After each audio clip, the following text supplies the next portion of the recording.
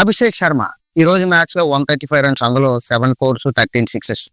So short pitch ball కూడా sixer కొట్టాడు. But అదే షార్ట్ పిచ్ బాల్ కి అక్కడ సంజు శాంసన్ ఎందుకు అలాగా డీఫేర్ లెగ్ లో క్యాచ్ అవుట్ అవుతున్నాడు అంటే దానికి రీజన్స్ చెప్తాను.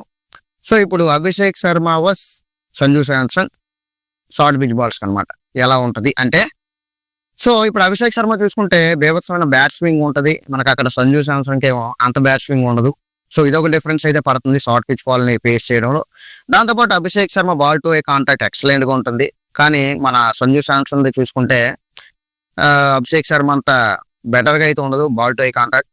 అలాగే అభిషేక్ శర్మ ఎంత పేస్ వచ్చినా సరే దానికి క్విక్ గా రియాక్ట్ అవుతాడు ఆ బాల్ కి. సో ఇదొక డిఫరెన్స్. మనకు సంజు శాంసన్ చూస్తే లేట్ అయిపోతాడు, ఆ పేస్ కి బీట్ అవ్వడం ఇవన్నీ జరుగుతుంటాయి.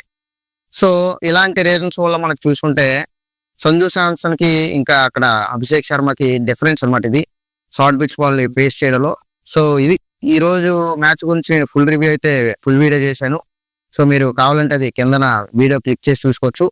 Thank you.